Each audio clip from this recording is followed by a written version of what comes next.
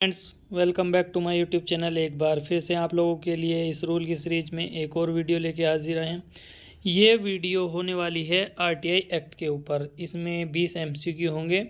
तो फ्रेंड्स, यदि आप नए हों तो हमारे चैनल को सब्सक्राइब कर लीजिएगा, क्योंकि हम डेली एक वीडियो रूल्स की लेके आते हैं। और ये वीडियो बहुत ही महत्वपूर्ण होने वाली है सभी सेंट्रल यूनिवर्सिटी के exam, IIT, IIM, NVS, NITs और अदर्स इंस्टीट्यूशंस जिनमें नॉन टीचिंग रिक्रूटमेंट में रूल से रिलेटेड प्रश्न पूछे जाते हैं। तो चलिए शुरू करते हैं इस वीडियो को। पहला प्रश्न है, mention who has the right to information under RTI act. Members of parliament, central government employees, state government employees या फिर सिटीजन्स ऑफ इंडिया। यहाँ पे पूछ रहा है कि आरटीआई एक्ट के तहत जो है किनके पास जो है सूचना का अधिकार है। तो क्या केवल इन तीन के पास है? नहीं, जितने भी भारत के नागरिक हैं सभी को आरटीआई एक्ट दिया गया है। तो राइट आंसर हमारा ऑप्शन डी हो जाएगा। अगला प्रश्न है, full form of RTI. RTI की फुल फॉर्म क्या है? ऑप्शन ए हमारा right to independence, option B right to identification, option C right to information या फिर राइट टू इन्वेस्टिगेशन। तो आरटीआई एक्ट जो पता ही है कि सूचना से रिलेटेड है, तो राइट टू इंफॉर्मेशन, सूचना का अधिकार जो है आरटीआई को बोला जाता है। राइट आंसर हमारा ऑप्शन सी हो जाएगा। अगला प्रश्न है, RTI applications making a reference to the prime minister और prime minister's office in a routine manner should be transferred by the CPIO to. मतलब कोई जो है रूटीन मैनर की कोई आरटीआई एप्लीकेशन है जो कि प्राइम मिनिस्टर या फिर प्राइम मिनिस्टर ऑफिस से संदर्भित है, तो उसको जो है सीपीआईओ द्वारा कहाँ ट्रांसफ़र किया जाएगा।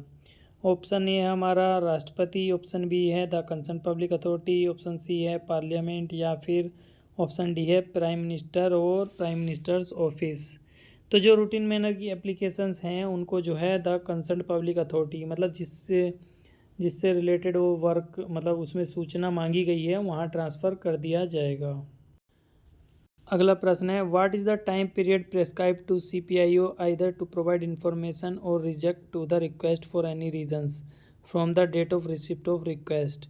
मतलब किसी ने कोई आरटीआई लगाई तो कितने दिनों के अंदर या तो सूचना प्रोवाइड करा देनी चाहिए या फिर रिजेक्ट कर देनी चाहिए। ऑप्शन है हमारा 15 दिन, 60 दिन, 45 दिन या फिर 30 दिन।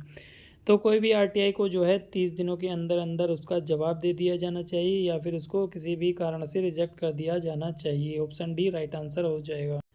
अगला प्रश्न है, what is the periodicity prescribed for filling of the first appeal to the first appeal at authority by the applicant on receipt of reply of सीपीआईओ।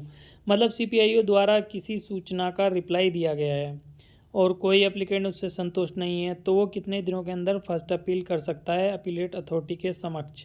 Option A है within 7 days, option B है within 15 days, option C है within 30 days या फिर option D है within 45 days. तो first appeal करने के लिए जो समय सीमा है वो है within 30 days. Right answer हमारा ऑप्शन सी हो जाएगा। अगला प्रश्न है, section 3 of RTI act states that all the citizen shall have the right to information subject to. मतलब सेक्शन 3 बोल रहा है आरटीआई एक्ट का कि जो है सभी नागरिकों के पास जो है सूचना का अधिकार है, लेकिन वो किसके अधीन है? Discretion of the PIO, convenience of the public authority, approval of the prime minister या फिर the provisions of the RTI act.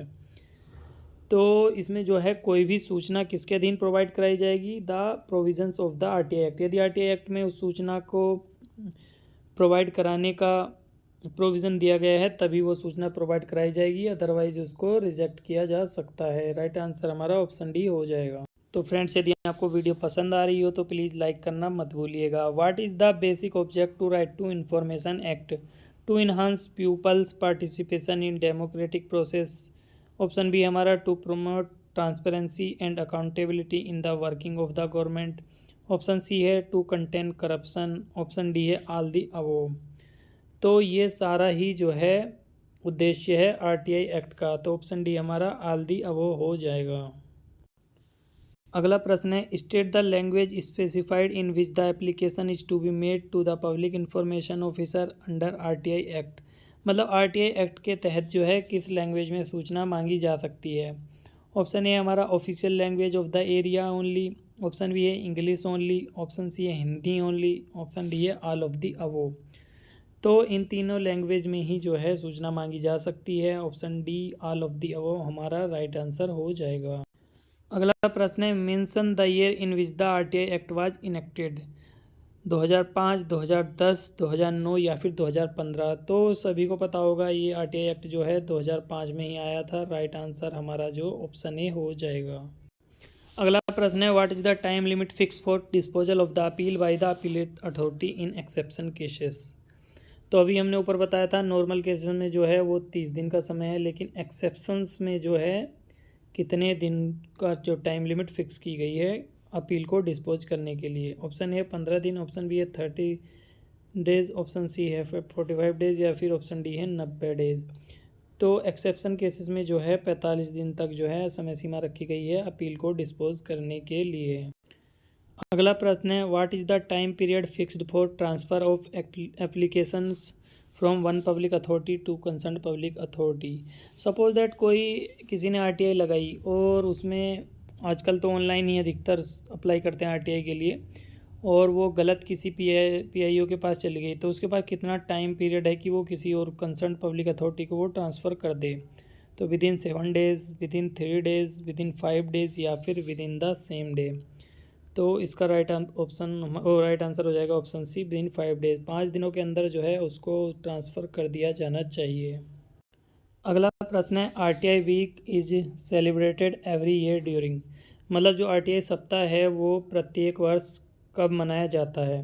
Option A हमारा 5 से 12 दिसंबर, ऑप्शन बी है 5 से 12 अक्टूबर, ऑप्शन सी है 5 से 12 जून या फिर ऑप्शन डी है 5 से 12 अप्रैल। तो 5 अक्टूबर से लेकर 12 अक्टूबर तक हमारा आरटीआई वीक हर वर्ष मनाया जाता है। राइट आंसर हमारा ऑप्शन बी हो जाएगा। अगला प्रश्न है what is the penalty per day to be imposed against a central public information officer for giving misleading information. यानी कोई गलत सूचना अगर किसी सीपीआईओ ने प्रोवाइड कराई है तो कितनी पेनल्टी पर डे के हिसाब से उसके ऊपर लगाई जा सकती है। ऑप्शन है ₹150 पर डे, या फिर 300 रुपये पर डे, या 400 रुपये पर डे, या फिर 250 रुपये पर डे। तो किसी सीपीआईओ ने यदि मिसलीडिंग इन्फॉर्मेशन प्रोवाइड कराई है तो 250 रुपये पर डे के हिसाब से उसके ऊपर पेनल्टी लगाई जा सकती है। अब ये प्रश्न है कि अभी तो था कि पर डे के हिसाब से, लेकिन इसकी जो मैक्सिमम लिमिट क्या है पेनल्टी की, जो इनकम्प्लीट या फिर इनकरेक्ट या मिसलीडिंग इन्फॉर्मेशन किसी सीपीआईओ द्वारा प्रोवाइड कराई जाती है, तो मैक्सिमम जो है ऑप्शन देख लीजिए 75,000, 25,000, 60,000 या फिर 30,000। तो 250 रुपये पर डे के हिसाब से 100 डेज तक यानी 25,000 रुपये की मैक्सिमम पेनल्टी लगाई जा सकती है। अगला प्रश्न है what is the age limit prescribed for a chief information commissioner to hold office.